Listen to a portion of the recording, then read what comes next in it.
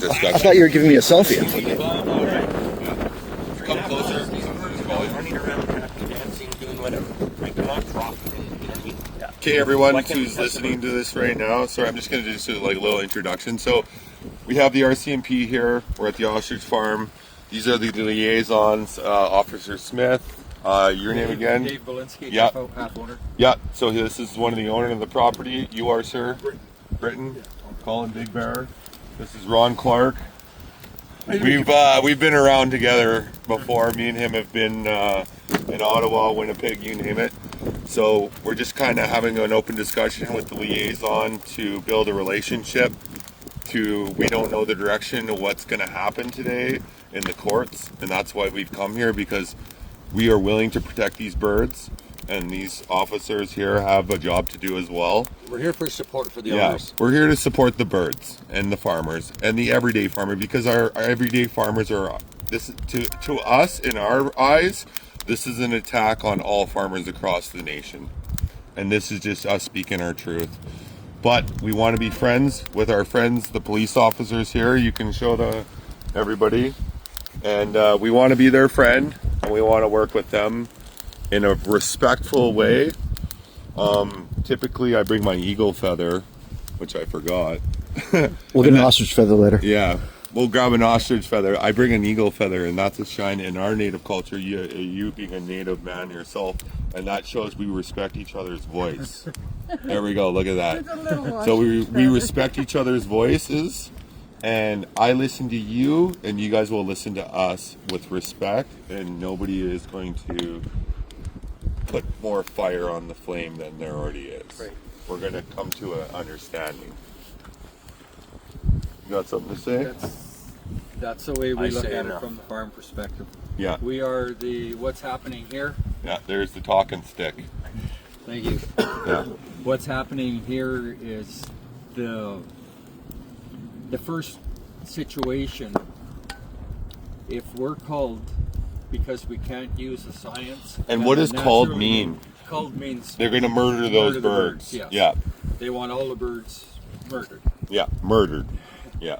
And if that happens here, next year when the ducks fly in here with the H5N1 and infect a herd of cattle, the same thing can happen. You know, if they can come along and kill our ostrich because some wild ducks came in, they can do it to the cattle. There's 900 herds of dairy cattle in the U.S. that now have H5N1. Are they going to go out and kill all those 900 herds of dairy cattle? Not likely. But if they get away with doing it here, what's to stop cattle or any other species? That's right. And we know that, and that's why we're here, because we want to stand there. You guys are very isolated out here. You're in the middle of nowhere. You're an easy target for the government to come after. It's hard for people to even come and support you because you're in the middle of nowhere. So we see that.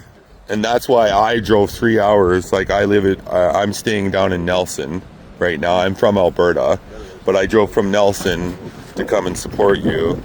And this is why we're here. And I'm glad that you guys came in to talk with us. And yeah, anyone else want the talking stick? Oh, it's great that you have some support here, Dave.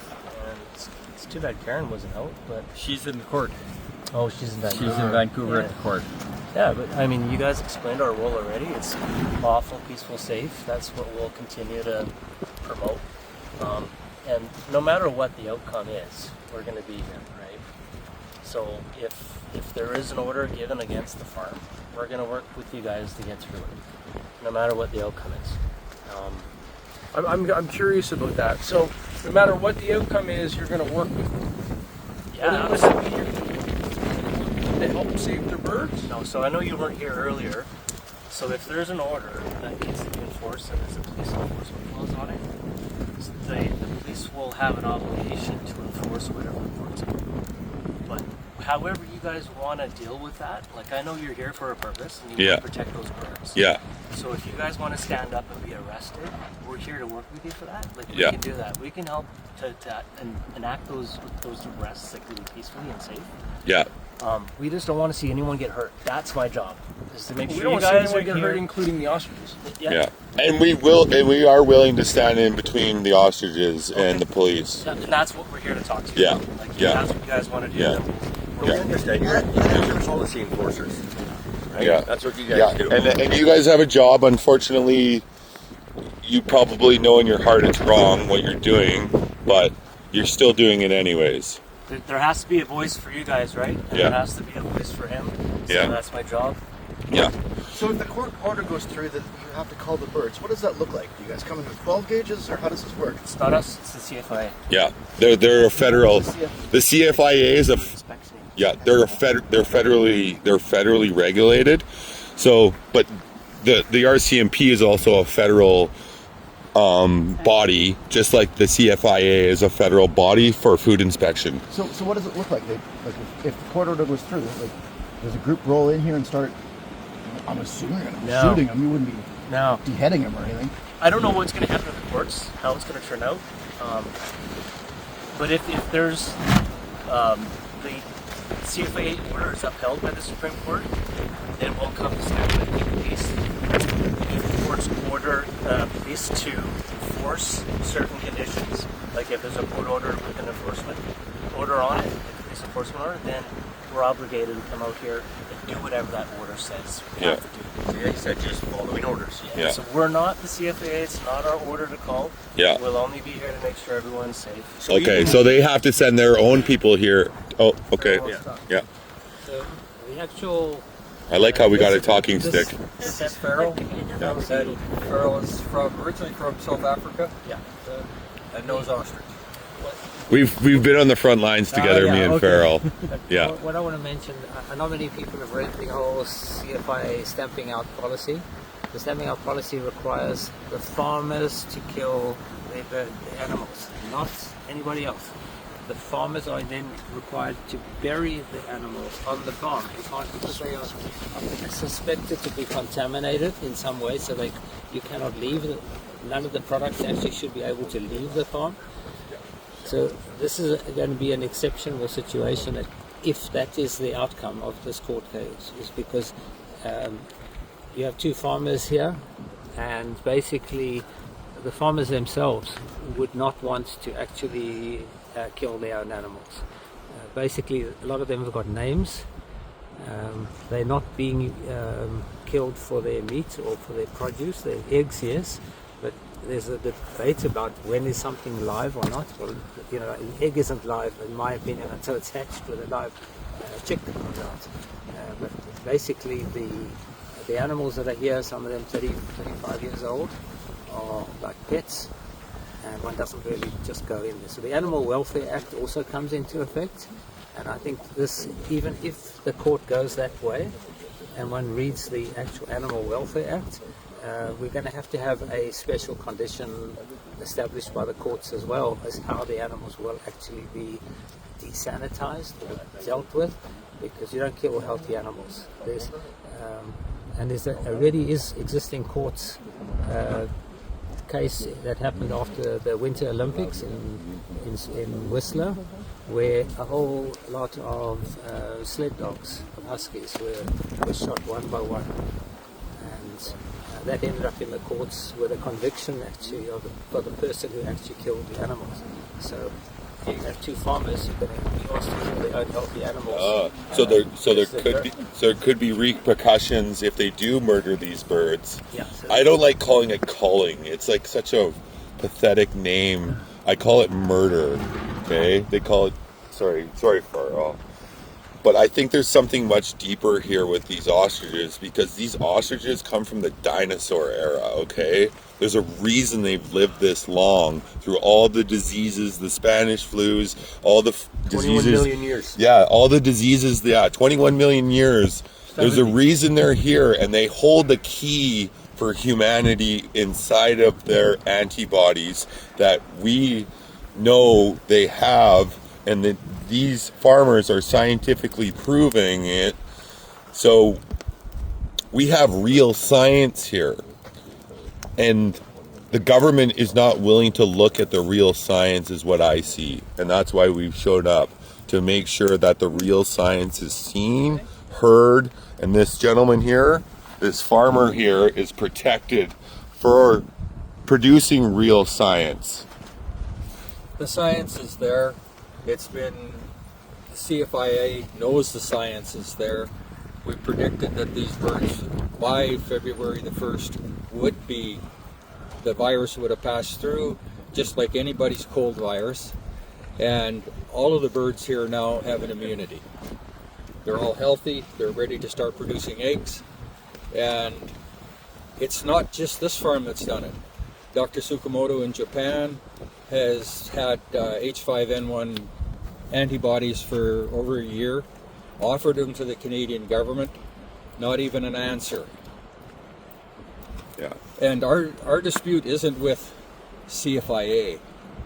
There's 6,000 people work for CFIA. Our dispute is with maybe less than 1% of them who happen to be in top management, because they are not listening to science.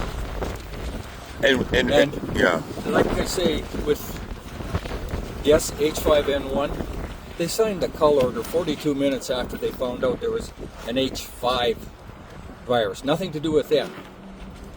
And just on a PCR test.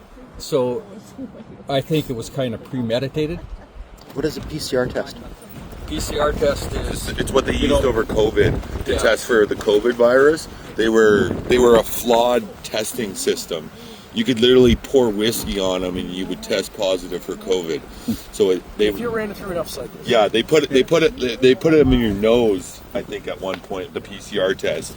And So I'm curious here, folks. Gentlemen, you've said that you're here to help. You've said you're here to keep it peaceful.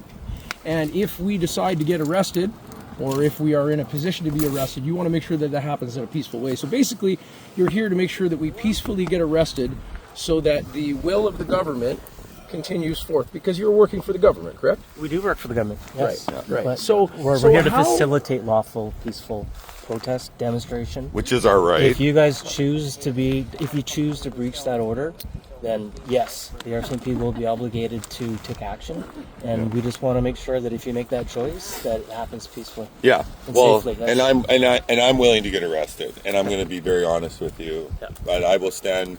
If there's guns drawn on those birds, I will be standing in front of those birds, and I'm going to be very open and honest with you And about so that. will I. I Yeah. don't care if I'm little Yeah. and he's big, doesn't And matter. our women stand next to our men in this community, and we're very strong together. And we will call more people to come and stand with us if we have to. So that's why we're here, like 100%. Like, knowing you guys want to do that is getting us ahead of the game. Yeah. Because we can plan for it, right? Yeah. And it's your choice. That's right. Yeah, and I think you guys don't need to be told what's involved if you're arrested. Yeah. Obviously, it's going to cost you legal fees, perhaps, but Yeah. It is, but when you it's have a to choice make that a you guys stand, want to you have make, to and make a we stand. respect that. Yeah. Well, and that's the part about talking and being a voice of truth is, well, sometimes you got to take your licks. Yeah. But I'm used to it being First Nations. I've been taking a beating my whole life, so I'm built for this. As are you, brother. We've seen some changes over the years, but yes. Yeah. Well, our people are starting to heal. Yeah. We just had a Sundance chief come to Nelson, BC, and sit with us, and they're from the Sioux tribe, and I'm Cree Métis, and we have an ancient war that we haven't put to sleep, and we were able to shake hands on that, and it was a beautiful sign of healing between ancient wars, Yeah. something I've yet to see in Canada. So, yeah, it's That's beautiful. awesome. Yeah, there's some long-standing wars in BC too. Yeah. Well, Yes. yeah, of course. Well, the tribal wars, these ancient tribal wars are real. The Cree are also sworn enemy of the Blood tribe, where I grew up in southern Alberta, right next to the Blood tribe. So you can only imagine what it was like for me growing up there. But they're my friend now, you know. Yeah. And we want to be friends with you, and we want the police officers to, you know, see the side of truth that we see too. And the biggest thing for us as well is to respect Dave's wishes. This is Dave and obviously Karen's property, and we've had a lot of conversations with him, and you know, it's important that we remember whose land we're on here. So, Yeah, that's right. and for welcoming us too. Thank you. Just a lot of people don't understand what's happened with the ostrich antibody industry. When 2020, when the COVID came out, we had heard about Dr. Tsukamoto in Japan, and he had produced antibodies for COVID-19 in March of 2020. And that's when we thought, hey, we can get on. The government was asking everybody to help fight COVID-19, so we offered all of our birds into an antibody program to produce antibodies for COVID-19. We produced COVID-19 antibodies in 2021.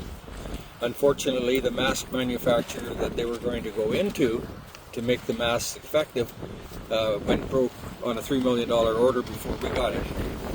So the next we switched to the lab produced an antigen that produced antibodies to handle all of the variants that were coming out. So when Omicron came out, we had antibodies that neutralized Omicron.